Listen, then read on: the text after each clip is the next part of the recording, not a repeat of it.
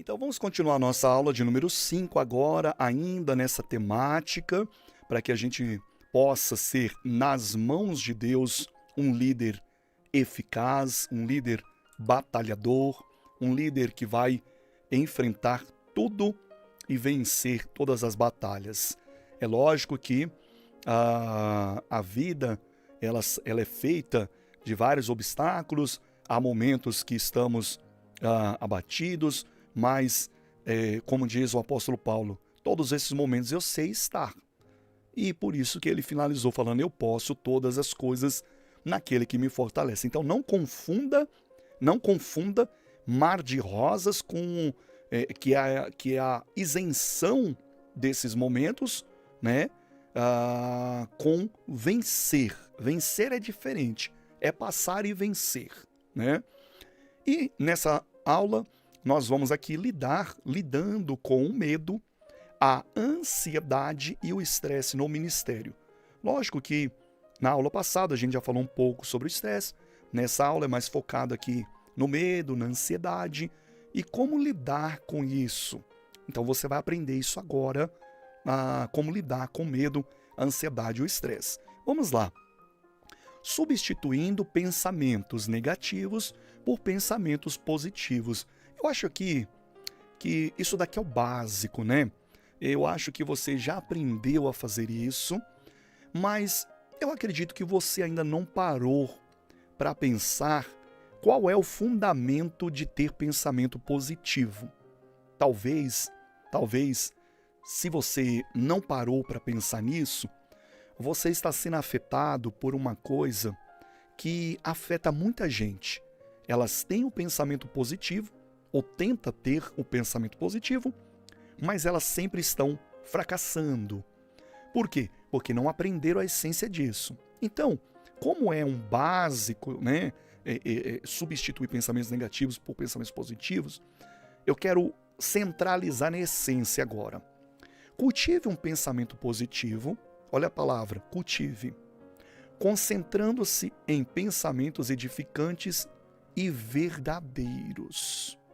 Olha só, referência bíblica, Filipenses capítulo 4, versículo 8. Você pode ir anotando também, tá? Filipenses capítulo 4, versículo 8. Nós vamos descobrir como que funciona isso. Filipenses capítulo 4, versículo 8. 4:8 está aqui, já vou selecionar para você acompanhar. Quanto ao mais, irmãos, tudo que é verdadeiro, tudo que é honesto, tudo que é justo, tudo que é puro, tudo que é amável, tudo que é de boa fama, se há alguma virtude e se há algum louvor, nisso pensai. Então, basicamente, eu tenho que substituir o pensamento negativo pelo positivo.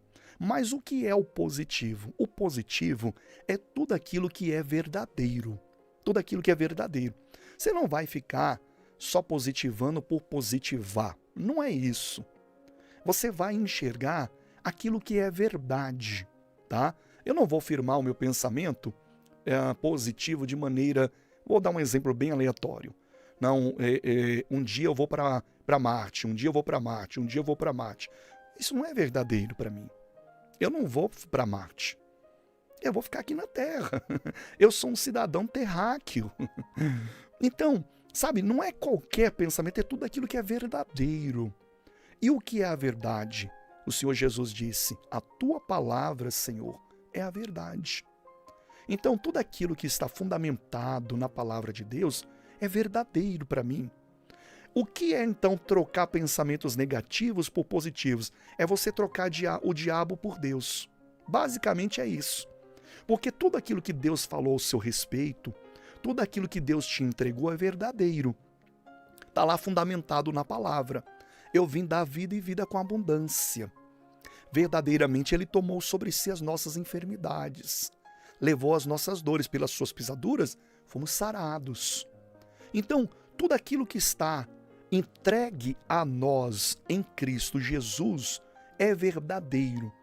O que for o contrário disso, não é verdadeiro, é do diabo. Isso é substituir pensamentos negativos por pensamentos positivos. Tem pessoas que ela tem uma facilidade para acreditar no negativo, naquilo que é mentira. Ela tem uma facilidade. Se você falar, olha que o nome dela está na boca do sapo, ela pula 2 metros de altura.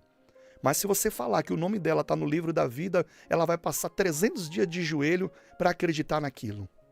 Senhor, Senhor, escreve meu nome no livro da vida. Mas já está escrito, filho ou filha de Deus. O que você está fazendo ainda?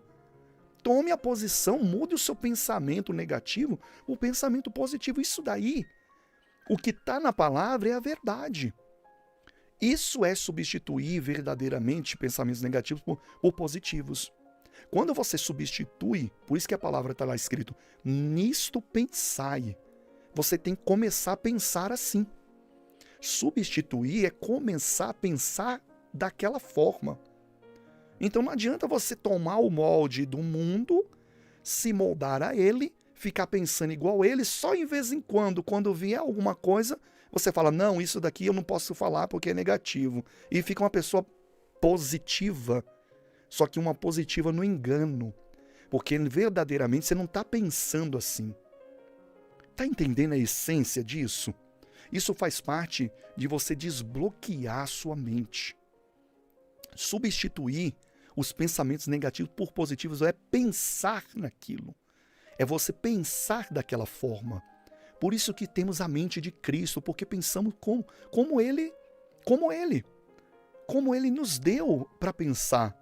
Somos criaturas feitas por Deus. Criaturas feitas de uma forma tão maravilhosa e assombrosa. Então, isso é substituir. É quando verdadeiramente você começa a pensar daquela forma. Na sua essência. Não são palavras positivas. É diferente. Pensamento positivo é diferente de palavra positiva. Palavra positiva, todo mundo tem palavra positiva. Não significa que vai ter algum efeito místico ou mágico.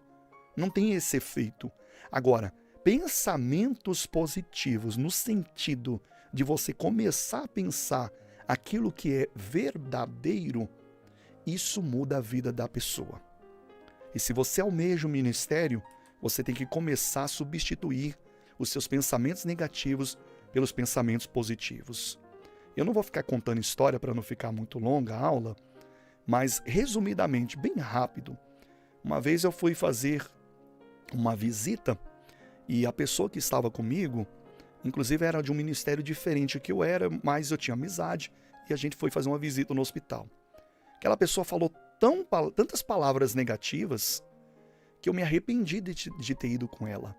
Ela falou, eu já passei por isso também, fiquei com uma sequela assim. Você está entendendo? Tem pessoas que o pensamento natural dela já é negativo. Já é negativo. Se você for conversar com ela, 10 minutos, você vai ver tanta desgraça que ela conta, tantas coisas negativas, tanto medo escondido. Tem gente que não está nem vivendo por causa dos medos. Porque é perigoso. Sim, tem o perigo, tem tudo isso. Mas tem pessoas que elas se bloquearam por conta disso.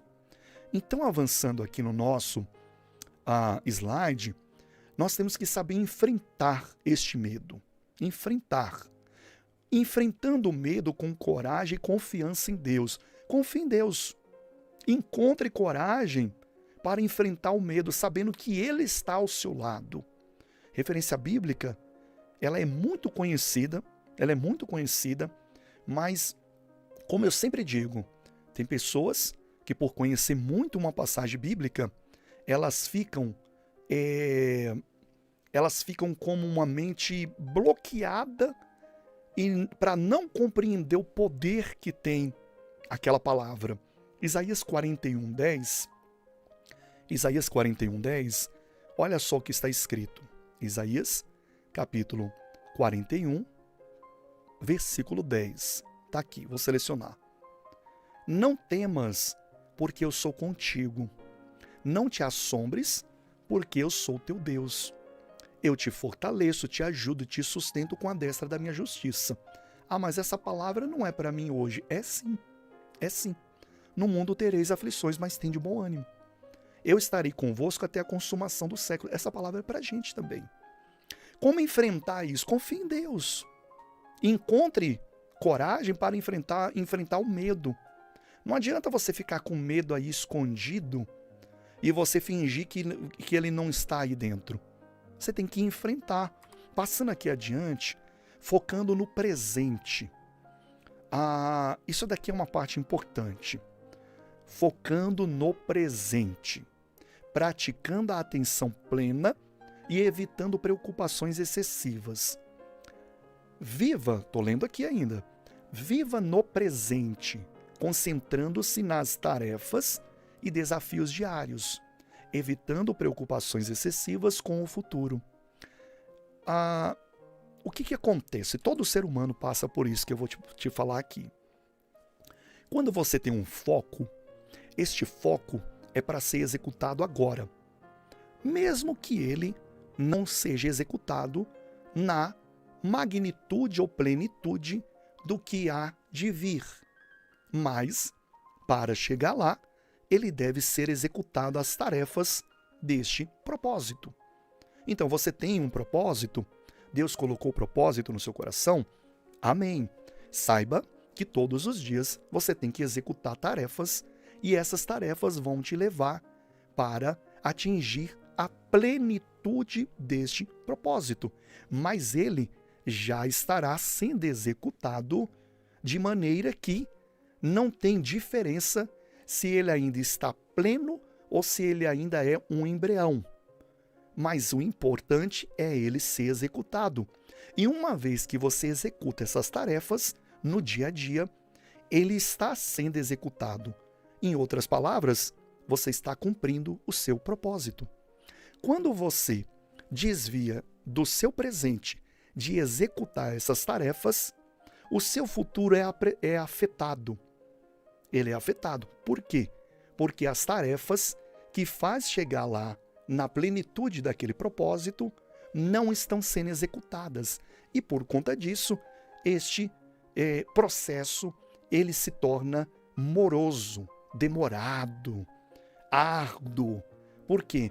Porque no meio do caminho vai ter processos que você vai começar a pensar e que vão te atrapalhar de enxergar as tarefas do presente. Está compreendendo?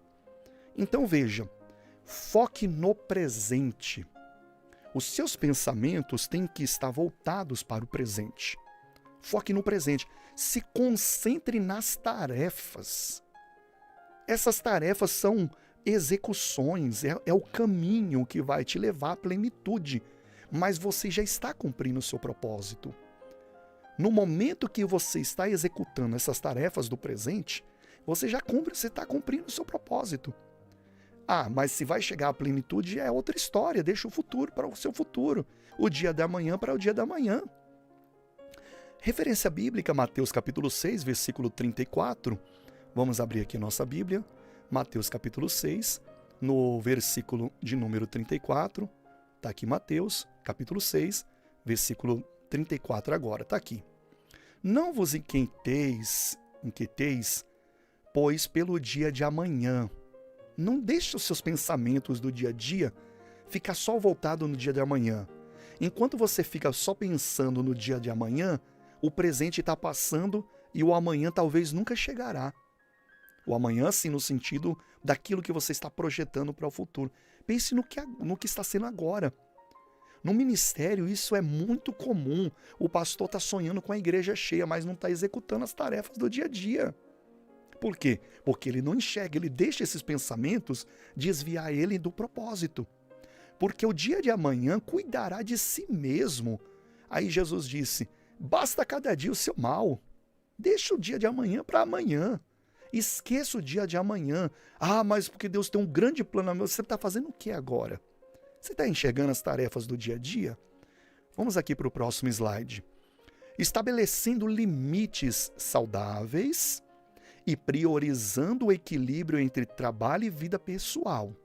A gente está falando de mente.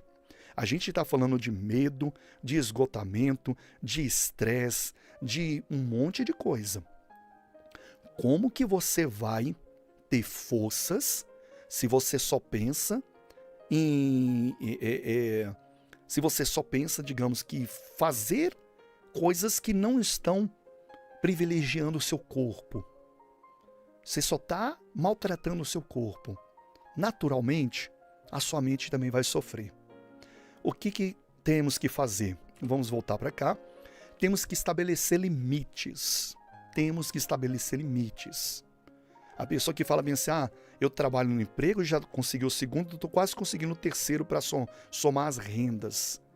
Você vai se matar de trabalhar, mas essa renda que você está somando, que você está somando aí para atingir algum objetivo, não vai te levar a nada. É melhor você fazer uma gestão financeira do que você está ganhando, e investir mais em ativo do que em passivo, para você multiplicar essa renda de forma sábia, do que você ficar se matando para ganhar dinheiro e consumir na mesma magnitude ou mais ainda. Não vai adiantar nada. Então a gente tem que estabelecer limites saudáveis, e priorizando o equilíbrio entre trabalho e vida pessoal. Reserve um tempo para descansar, relaxar, renovar-se. Não tem quando você vai fazer um passeio e aí você volta daquele passeio, você está em atividade física naquele passeio, mas o passeio está transmitindo para o seu cérebro um sinal de que você está priorizando você mesmo, você está se cuidando. Mesmo você em atividade, jogando uma bola, nadando, cansando, da mesma maneira ou até mais do que quando você trabalha, você não sente o cansaço. Por quê? Porque a parte do cérebro que está recebendo aquele sinal é a parte mais prazerosa, é a parte que te deixa relaxado. E quando você volta daquela atividade, daquele passeio, você então volta relaxado, como se você não tivesse feito nada. E isso é estabelecer limites saudáveis entre o trabalho e a vida pessoal, o trabalho na obra. Tem gente que, não, eu estou fazendo a obra de Deus. Não está cuidando de si mesmo, não está cuidando da sua família, não está estabelecendo limites. Ela está sem limites. E isso daí não é saudável para a sua mente. Mais cedo ou mais tarde a sua mente vai sinalizar algumas coisas, porque é como uma panela de pressão. Ela vai começar, como diz no ditado, explodir. Aí você se abala. Por quê? Porque há uma disfunção emocional acontecendo ali. É um turbilhão de coisas. Estabeleça limites. Referência bíblica, Eclesiastes capítulo 3, versículo 12. Eclesiastes capítulo 3, vamos lá. Eclesiastes capítulo 3, versículo 12. Está aqui o Eclesiastes capítulo 3, versículo 12. Aqui. Já tenho entendido que não há coisa melhor para eles do que alegrar-se e fazer bem na sua vida. Versículo 13.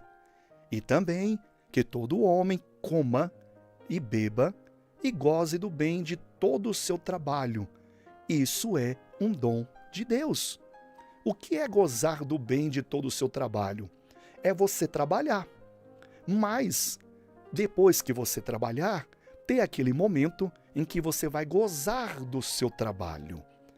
Você trabalhou a semana toda, ou o mês todo, e você tirou ali um espaço para o seu bem-estar. Você está gozando do seu trabalho, porque o trabalhador não é só digno do seu salário, é digno também do seu bem-estar. Ao homem é dado um dom que é de Deus, de gozar do seu trabalho. Isso funciona com a obra com toda certeza. Então, não adianta, você precisa estar saudável. Uma pessoa saudável, mente saudável, povo saudável. O que as suas ovelhas estão se alimentando? De uma pessoa estressada? De uma pessoa que não está saudável? Não pode. Próximo slide, para a gente ir afunilando e chegando às partes finais. Buscando apoio e comunhão na comunidade cristã. Isso é importante, esse aqui é um outro lado que eu quero passar para você. Não enfrente o medo, a ansiedade, o estresse sozinho. busque apoio e encorajamento na comunidade. O que acontece? Deixa eu fazer a leitura de Hebreus capítulo 10, no versículo 24. Hebreus capítulo 10, versículo 24. Vamos ver aqui. Está aqui o livro de Hebreus, capítulo 10, e o versículo é o 24. Já está aqui o versículo, olha só. E consideramos-nos uns aos outros para nos estimularmos ao amor e às boas obras. Olha essa palavra aqui que eu quero que você perceba nela aqui, ó. Para nos estimularmos ao amor e às boas obras. O que é estimular? Né? Estimular, basicamente, é quando você é motivado. Você está sendo estimulado. Como que você vai ser motivado se você não busca apoio na sua comunidade? Você tem que buscar apoio. Na sua comunidade, há uma força, aqui eu já não estou falando de mentoria, tá? E nem de conselheiros, que também devemos buscar. Eu estou falando da força que há na comunidade, tá? Não confunda com aquele tópico que nós já abordamos. Por exemplo, versículo 25. Não deixando a nossa congregação, como é de costume de alguns, antes admoestamo-nos uns aos outros, e tanto mais quanto vedes que vai se aproximando aquele dia. Ou seja, nós não podemos deixar a nossa congregação. O que é deixar a congregação? Não é aquela igreja que você frequenta basicamente, que é só a sua congregação. Ali é a sua congregação, ela é a sua congregação. Mas quando você deixa a comunhão da comunidade cristã, você também está deixando a sua congregação. Porque a sua congregação, a minha congregação, é o corpo de Cristo. É a congregação dos santos. Ali é a verdadeira congregação.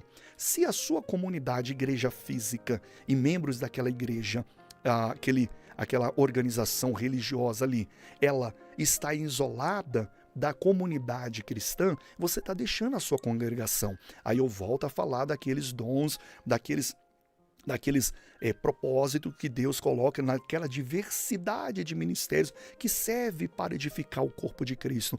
Esta é a verdadeira congregação. Então essa congregação a gente não pode abandonar. Então você tem que, como um pastor, exercer o seu ministério se ligando à comunidade cristã.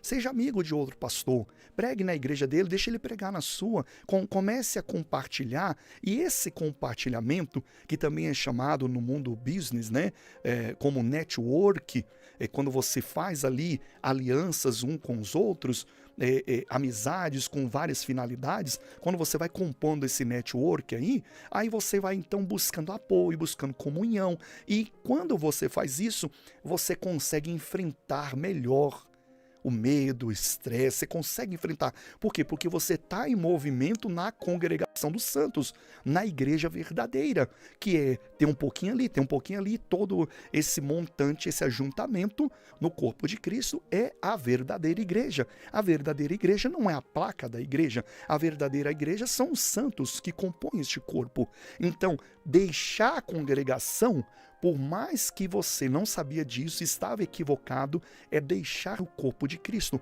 a comunhão, o apoio da comunidade cristã.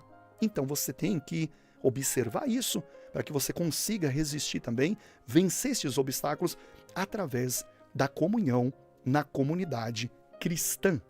E avançando aqui para nosso último tópico dessa aula, nutrindo uma mente de gratidão e contentamento. Acho que, olha, não tem coisa melhor do que fechar com isso daqui. Cultive uma atitude de gratidão e contentamento. Olha, faz esse exercício aqui que eu estou falando com você agora. Você está assim agora? Tem gente que só está assim por natureza, ó. Né? Chega, a boca cai assim, ó. Não é assim? Faz isso aqui agora, ó. Vai, vamos lá. Pratique, olha só, faz isso aqui, ó. Dá um sorriso. Olha a sensação que você sente agora. Você está sentindo isso? Você só abriu os lábios. Aqui, ó. Orelha a orelha. Você só fez isso. Você está sentindo uma sensação gostosa? Não parece que deu uma refrigerada? Meu amigo, isso é gratidão. Quando você sorri, você tá em gratidão. Quando você tem uma mente de gratidão, você tem uma saúde mental preparada para enfrentar qualquer coisa. Não estou falando, eu sei que tem pessoas que são sérias. Eu também sou assim. Mas esse exercício eu sempre estou fazendo. Eu dou um sorriso. Às vezes eu estou estressado, eu faço logo assim, ó. Dou uma respirada e faço assim, ó. Muda tudo. Muda tudo. Cultive uma atitude de gratidão e contentamento, valorizando as bênçãos presentes no seu ministério pastoral. Enxergue o presente, enxergue as bênçãos que Deus está te dando, porque todos os dias Deus está te dando. Você tem que só enxergar. Quando você enxergar, seja grato. Você está enxergando o ar que você está respirando? Seja grato. Tem gente que não está conseguindo puxar o ar agora. Você está com saúde, você está podendo trabalhar, seja grato. Referência bíblica, para finalizar, Tessalonicenses capítulo 5, versículo 18. Tessalonicenses capítulo 5, no versículo 18, olha só o que diz. Capítulo 5, versículo 18. Eu só não vi se é a primeira Tessalonicenses. Em tudo dai graças, porque esta é a vontade de Deus em Cristo Jesus para convosco. Que coisa linda, não tem jeito melhor. O pastoral é isso. É obstáculo, é vencer, é maturidade, é experiência, é liderança. Vamos para a próxima aula.